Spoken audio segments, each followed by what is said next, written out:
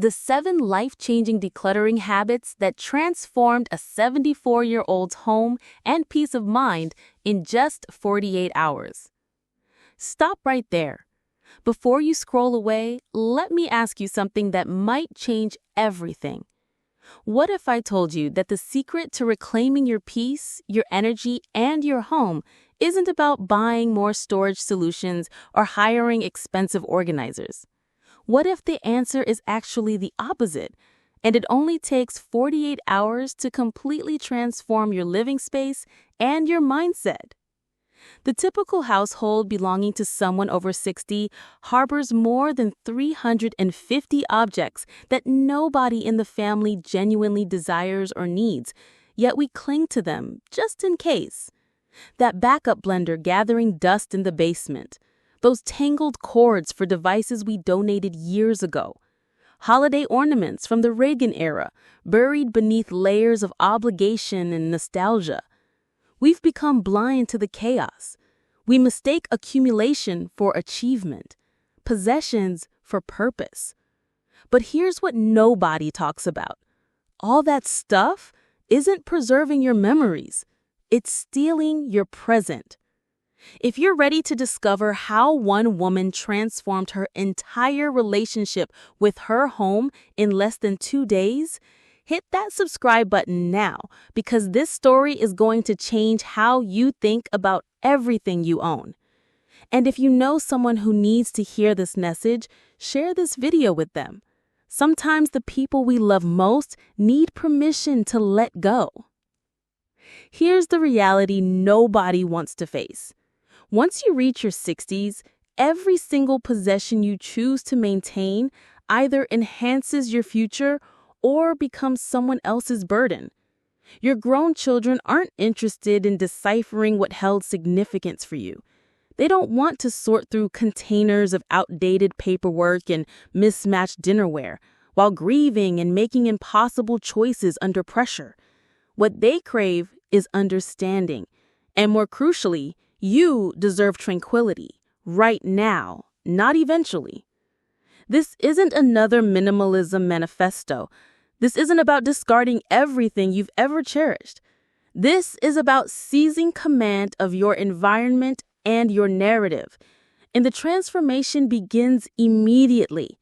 These 7 revolutionary decluttering strategies aren't gentle.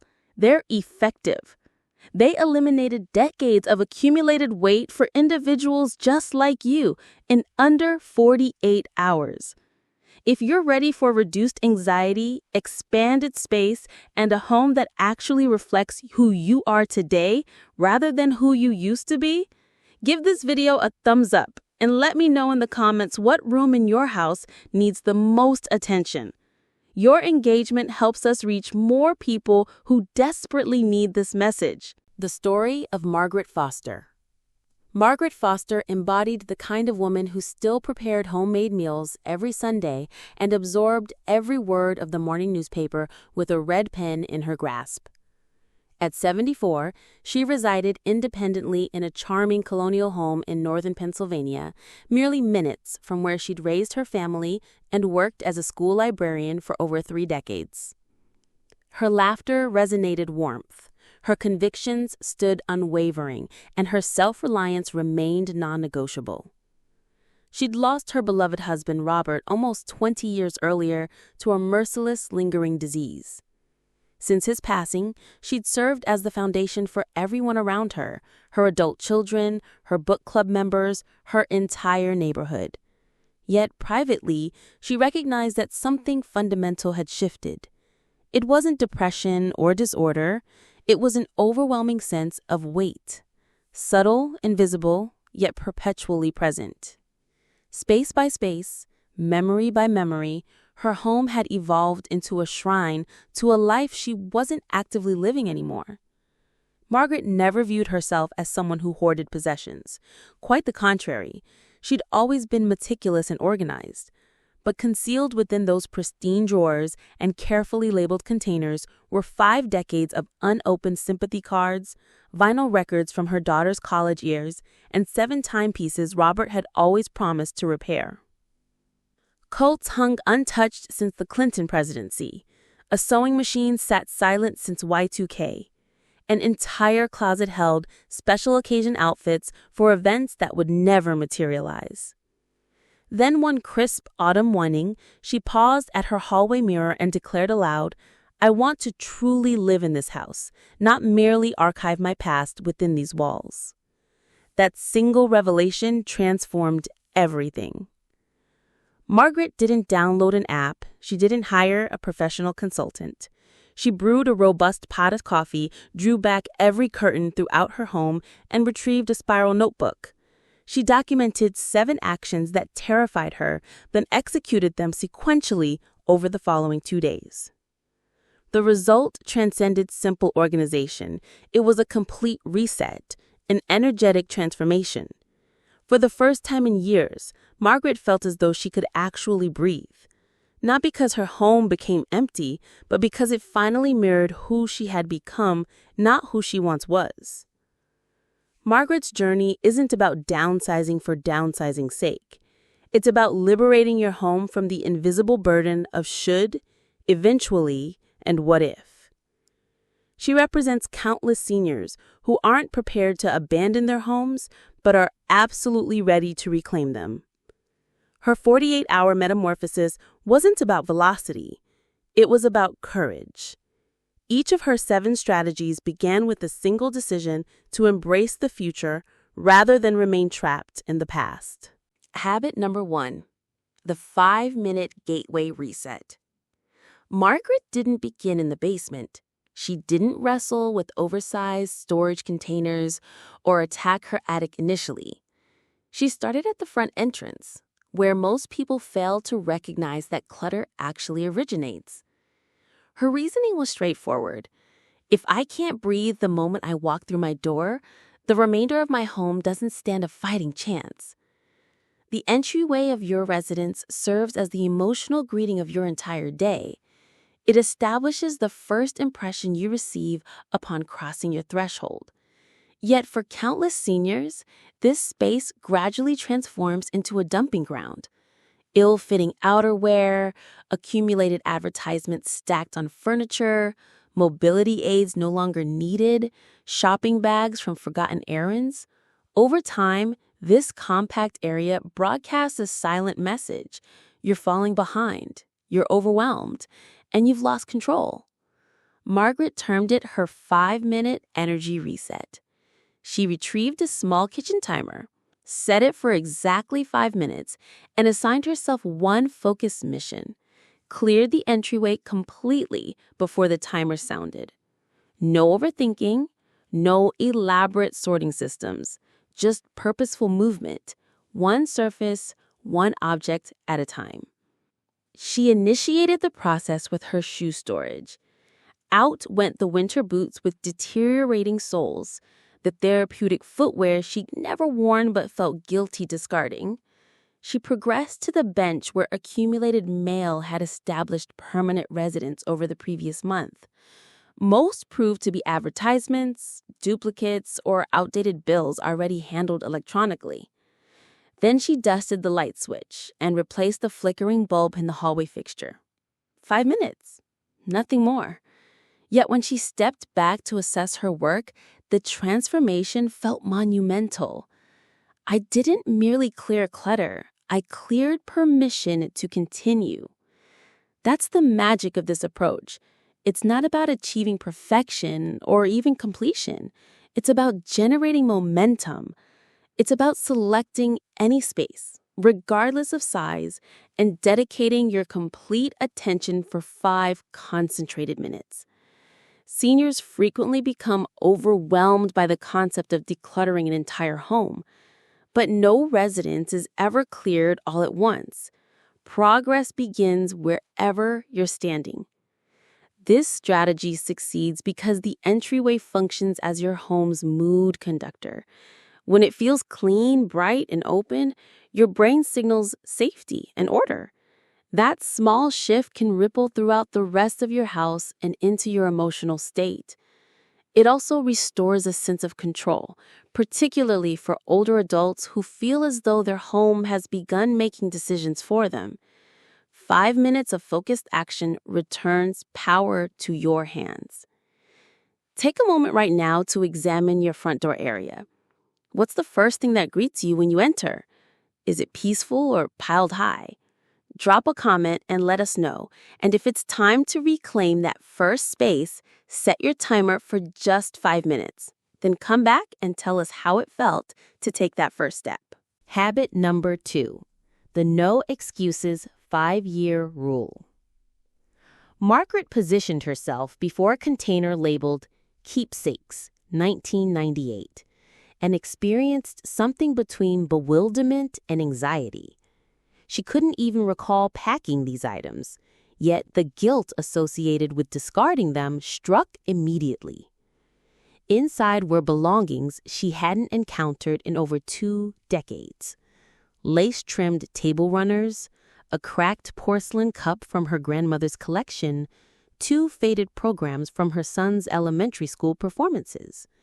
None had been touched, utilized, or even remembered.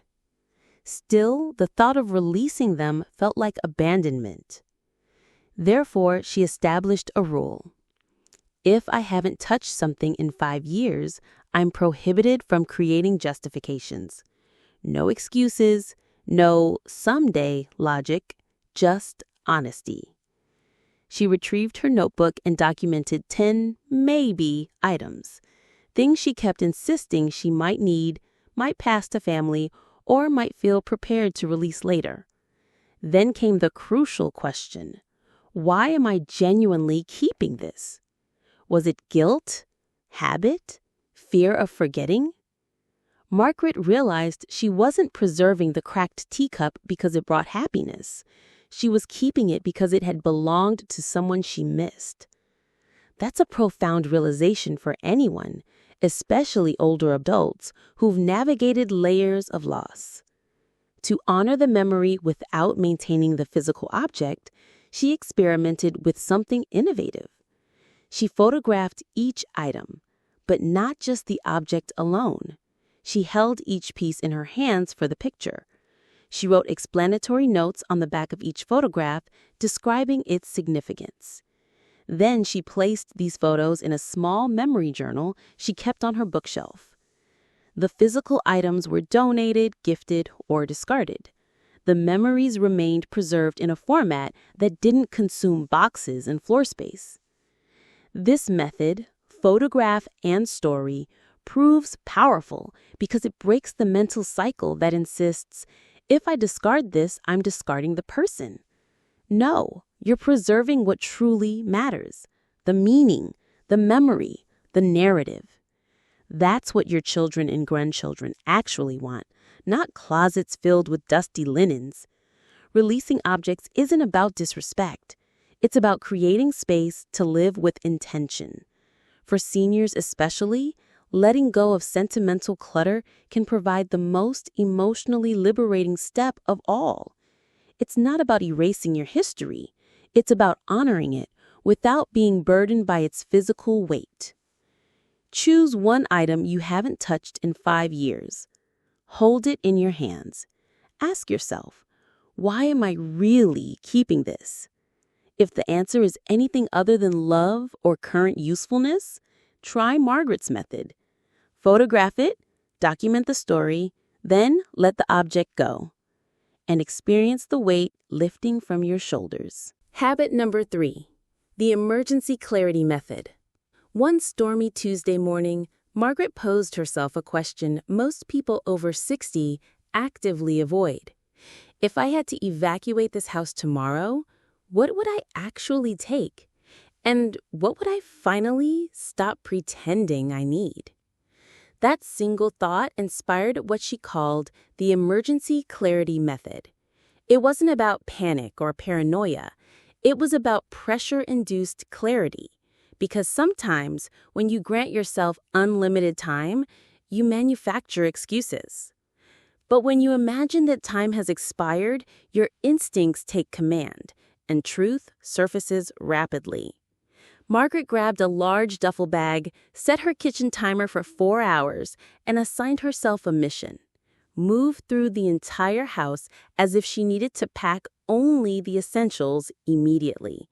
No organizing, no labeling, just a rapid-fire walkthrough of her life, determining what genuinely mattered. She created 3 mental categories: discard, items broken, expired, or useless; donate, items with value but no place in her current life; ask family, things she didn't need but knew someone might treasure. By the conclusion of that 4-hour emergency drill, she'd filled 4 garbage bags, 3 large donation boxes, and had set aside only a handful of items for her children after texting them to confirm they even wanted them. The results astounded her. 85% of everything she touched proved unnecessary. The most shocking discovery? She didn't experience guilt. She felt awakened because under pressure, her authentic priorities revealed themselves clearly. She discovered she'd been maintaining dozens of framed photographs she never viewed, kitchen appliances she hadn't operated since the Bush administration, and clothing from a version of herself that no longer existed. This method succeeds because it eliminates emotional fog. It places your decision-making firmly in the present, not in the fantasy of someday I might.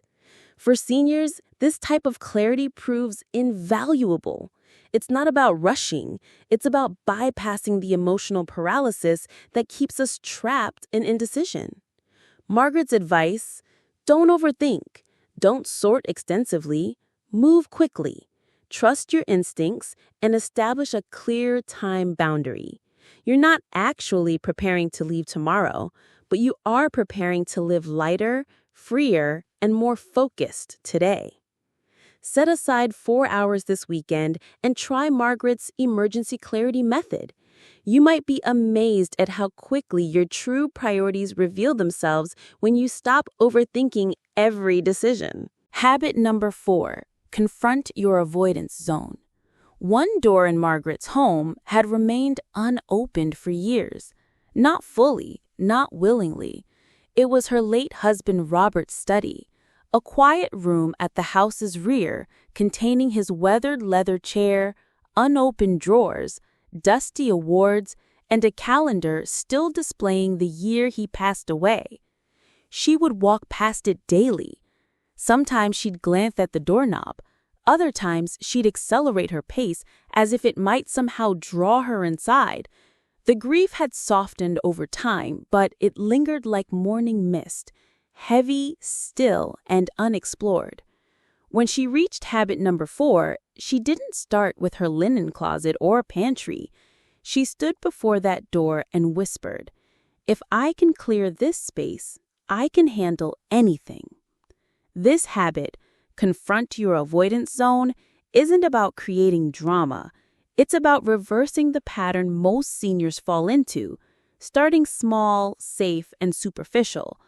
But that approach often leads to stalled progress. Why? Because we keep circling the manageable tasks, while the most challenging space holds all the emotional weight. Margaret didn't organize or prepare. She simply entered. Initially, it felt overwhelming, but then something shifted. She wasn't just decluttering a room, she was granting herself permission to heal. She opened drawers and discovered they contained old cables, receipts, and office supplies. The forbidden room wasn't sacred after all. It was simply stuck in time. Once she began, each step became easier. She found Robert's expired fishing license and wept. She discovered 3 ties she knew her grandson would treasure. She located files that no longer mattered. With each object she released, the room transformed from feeling like a museum into becoming part of her living home again. The emotional release surprised her, not because it was sorrowful, but because it was healing. For the first time in years, she could breathe in that space without her chest tightening. That's what this habit accomplishes. The room you avoid holds the most emotional energy hostage. It's where unfinished feelings and unresolved stories accumulate dust. But the moment you step inside, Not to conquer it, but simply to begin, you break its power over you. You don't need to complete it in one day. You don't even need to work alone. But starting there sends a clear message to your mind. You are ready. Everyone has one. That room, closet, drawer, or garage corner you pretend you'll address next month. What's your avoidance zone? Share it in the comments if you're feeling brave. Sometimes speaking it out loud is the first step toward transformation. Habit number 5. Stop organizing clutter. When Margaret reached her hallway closet, she expected quick progress. After all, everything appeared labeled, boxed, and neatly arranged. 12 clear containers, each with handwritten tags, yarn, ribbons, craft glue, scrapbooking, holiday crafts. She felt proud of the organized appearance. But then, she opened the first container. Inside were unused supplies from a quilting project she'd abandoned in 2003. Beneath that, decorative mesh she'd purchased during a wreath-making phase that lasted exactly one holiday season. Tucked in another bin's corner was a glue gun with corroded metal and wires so tangled she wouldn't risk plugging it in. That's when realization struck. This isn't organized, it's disguised. Margaret had fallen into a trap many seniors experience, believing that placing items in containers makes them valuable again. But organizing clutter doesn't make it useful. It simply makes it harder to admit it no longer serves your current life. She established a new principle. If it's boxed, sealed, and untouched for more than 12 months, it's not being saved, it's being hidden. She opened each container individually, asking herself, have I used this within the past year? If the answer was no, she didn't return it to storage. She donated it, recycled it, or discarded it. The only items she retained were ones she knew she'd use that week, and these were placed on accessible shelves where they would inspire action rather than guilt. She transformed her hallway closet from a crypt of abandoned hobbies into a small, vibrant crafting station she genuinely enjoyed. Not a museum of past interests, but a space where joy and creativity existed in the present. This habit proves especially powerful for seniors who pride themselves on being organized. You might believe you're succeeding because you've labeled everything and stacked it neatly. But if you haven't touched the contents in years, what are you really preserving? Ask yourself, am I storing potential or burying truth? Because those storage containers often hold not memories, but pressure. Pressure to be who you once were. Pressure to complete what you started. Pressure to prove you didn't waste money. But clutter is never redeemed by guilt. It's only redeemed when it serves your present life. Be honest, how many labeled boxes or containers do you have that you've forgotten? Choose one this week. Open it and ask, is this bringing life into my home or just consuming space? Share what you discover in the comments. You might surprise yourself. Habit number 6, the two-witness reality check. By the end of day 1, Margaret hit an emotional wall. Not physical exhaustion, decision fatigue. She found herself staring at a box of mismatched coffee mugs for nearly 30 minutes, thinking, do I really need these? But what if a guest wants one someday? Maybe I should keep just 2 or perhaps 4. That's when she activated what she called her two-witness rule. This simple but powerful safeguard proves especially crucial for seniors because when you're tired, sentimental, or second-guessing yourself, clutter can start appearing reasonable again. In those moments, we all need someone else to reflect reality back to us. Margaret identified 2 trustworthy people she could contact, her neighbor Helen and her longtime friend from church, Dorothy. They weren't just helpful, they were honest.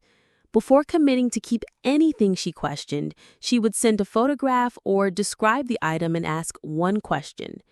Would this mean something to you if I were gone? That became her filter. Not, is it valuable? Not, is it attractive? But, would this have significance for you, or would it just be another decision you'd have to make while grieving? If both witnesses said no, the item was gone. No arguing, no negotiating. That object failed the legacy test. Here's the brilliant aspect. This rule doesn't just maintain honesty, it preserves your energy. Decluttering isn't always about physical labor. The emotional weight exhausts you. Having someone else you trust share that responsibility lightens the load significantly. The two-witness rule also kept Margaret grounded. Instead of falling into nostalgia spirals, she remained connected to the present and to the people who would eventually need to navigate her home after she's gone. That's not morbid. That's kindness. That's love in action. For seniors, this rule is invaluable. It eliminates mental gymnastics and replaces them with a simple yes or no test. Best of all, it's social. It transforms a solitary task into a shared, meaningful conversation. Who could serve as your decluttering witnesses? Someone who knows you, loves you, and won't sugarcoat the truth. Tag them in the comments or send them this video because this habit works best when shared. Sometimes the most valuable thing in your home is someone you trust to say, let it go. Habit number 7, the I'm not immortal box. By the second evening, Margaret had cleared entire rooms, emptied closets, and finally released boxes she hadn't opened in decades. But even with all that progress, one final task remained, the most personal one of all. She went to her bedroom, retrieved a plain shoebox, and wrote 7 clear words on the lid in bold marker. If I die tomorrow, open this first.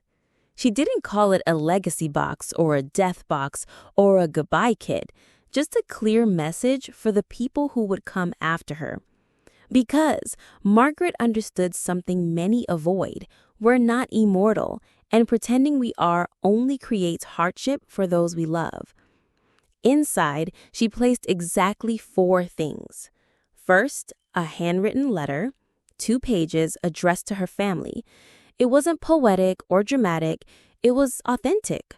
Words of love, a few cherished memories, and practical information about where her most important documents were located. Second, her will, medical directives, and power of attorney papers, all clearly marked, updated, and neatly folded in a labeled folder. No guesswork, no hunting through files. Third, a small photo album containing just 15 pictures. No extras, no duplicate prints, just the moments she wanted her family to remember. Her wedding day, her children as babies, her garden in full bloom, and one shot of her smiling on the back porch with coffee in hand, looking peaceful. Fourth, a simple list of her accounts, passwords, and important contacts sealed in an envelope marked financial information. 1 box, 90 minutes of work, complete peace of mind. Creating this box wasn't sorrowful. In fact, Margaret described it as the most empowering part of the entire process because it gave her control, not over death, but over her legacy. It provided her loved ones with clarity during a moment that's already difficult enough. Too frequently, families find themselves sorting through drawers, papers, and boxes while grieving. Decisions become arguments. Keepsakes become sources of guilt. But one box, clearly marked and lovingly prepared, can change all of that. For seniors, especially those concerned about their family's future burden, this conversation is becoming increasingly important. More older adults are recognizing that preparation isn't about planning for death. It's about reducing chaos, avoiding conflict, and gifting peace. Margaret kept that box on her closet's top shelf. Not hidden, but not prominent, just ready. She rarely thought about it, but knowing it existed gave her quiet confidence every single day. If you had to place just 4 things in a box labeled, "If I died tomorrow, open this first," what would they be? You don't need everything figured out immediately. You just need to start. Share one item in the comments. Taking that first step might inspire others to do the same. The complete transformation. By the end of day 2, Margaret's home didn't feel smaller. It felt lighter. Not because she had cleared every square inch or created a magazine-worthy minimalist showcase. That was never the objective. What changed was the atmosphere entirely. The way morning light poured through windows without being blocked by accumulated boxes. The calmness of rooms where walls could finally breathe. The way her footsteps echoed more softly through hallways that once held excessive belongings. She hadn't emptied her house. She had unburdened it. Her kitchen counters, once crowded with gadgets and paperwork, now displayed only essentials. A tea kettle she used every morning, a vase of fresh flowers, and a small radio playing classical music. Her living room contained just one comfortable chair by the window, a side table with her current book, and one framed photograph of the whole family smiling beneath a summer sky. No clutter, no distractions, just comfort.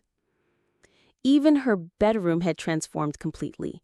No more stacks of unread books on the floor, no more outdated clothes stuffed in drawers, just the soft hum of peace. Perhaps most significantly, her hallway, the one where Robert's office door had remained closed for 6 years, was wide open. The room had been cleared, cleaned, and converted into a quiet reading space. Not a shrine, not a storage area, a living space once again. Margaret didn't undertake this transformation to impress anyone. She didn't do it for resale value or for show. She did it because she was exhausted from navigating around old decisions. I realized I was curating a museum of who I used to be. Now I'm creating a peaceful future for myself and for the ones I love. That's what authentic decluttering looks like after 60. It's not rapid, it's not always simple, but it's profoundly liberating. You don't need to accomplish everything at once. You don't need to discard your memories, but you can reclaim your space. One habit, one courageous decision, one honest moment at a time. Your next steps. If Margaret's story sparked something within you, maybe slight discomfort or a quiet, "It's time," don't ignore that feeling. That sensation isn't fear, it's readiness. The 7 habits that transformed Margaret's life in 48 hours are waiting for you. The 5-minute gateway reset. Start where you enter. The no excuses 5-year rule. If you haven't touched it, you don't need it. The emergency clarity method. Pressure reveals priorities. Confront your avoidance zone. Start with the hardest space. Stop organizing clutter. Organization doesn't make junk valuable. The two-witness reality check. Get honest outside perspective. The "I'm not immortal" box. Prepare your legacy with love. If this video helped you take even one brave step toward a simpler, more peaceful life, show your support by hitting that like button. Your engagement helps us reach more people who desperately need this message. If someone you love needs to hear Margaret's story, share this video with them. Sometimes the people we care about most need permission to let go. And if you're ready to live lighter, freer, and more present after 60, subscribe to our channel and ring that notification bell. We have more life-changing content coming your way. Most importantly, let us know in the comments which habit you're going to try first.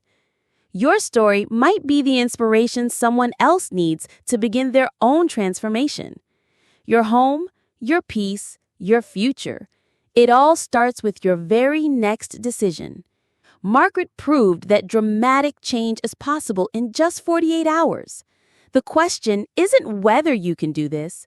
The question is, are you ready to begin?